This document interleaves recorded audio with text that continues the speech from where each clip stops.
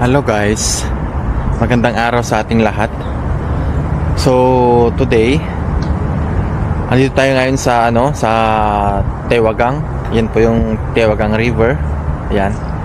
So dito sa taas, ito yung Tewaru, yung temple.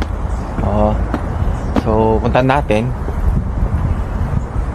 Tapos sa banda doon, may bagong attraction na bagong bukas.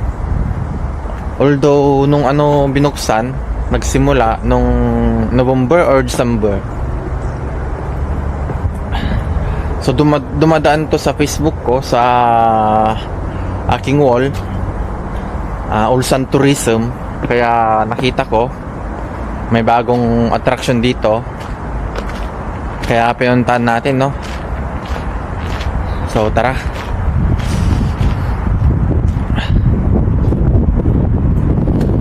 Ayan. Dito sa dito, ito yung Tewaru.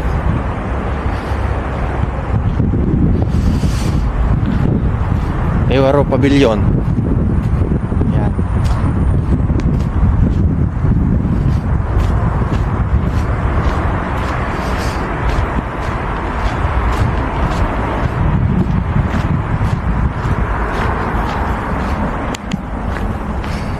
So dito,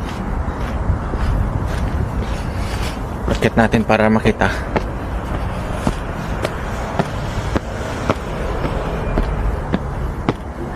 Ayan.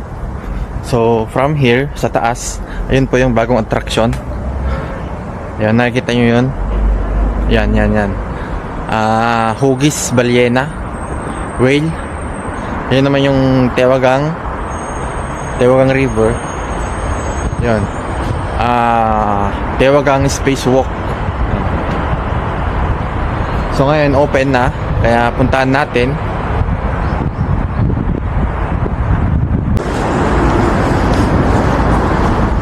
Andito na tayo. Yan. Skywalk. Tewaru Skywalk. Ayan. Yan po, Hugis Ballena. So nagtanong-tanong tayo kanina sa mga bantay kung may bayad o wala. So sabi niya wala pa daw. Wala pang bayad. Ayan. So puntahan natin. Let's go. Wala pang bayad, no? It's free. Ayan, napasok na tayo. So ito na po yung Tewaru Skywalk.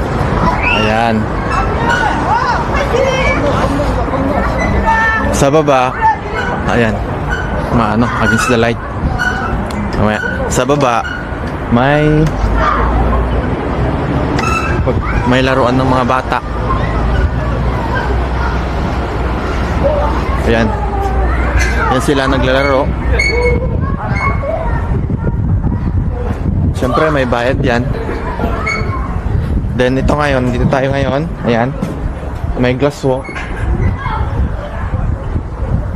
Ayan, hanggang doon may glass walk siya.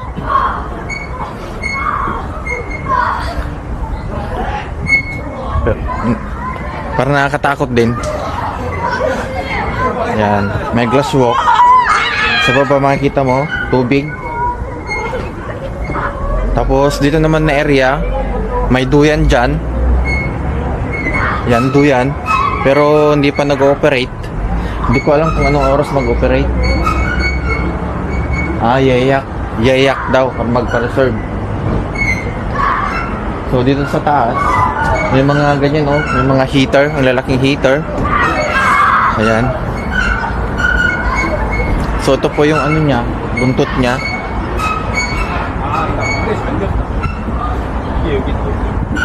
So ito lang.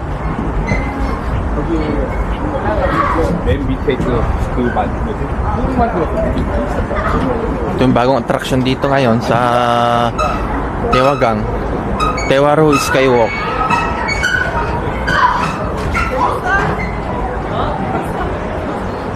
Ayan po, may naglalaro net.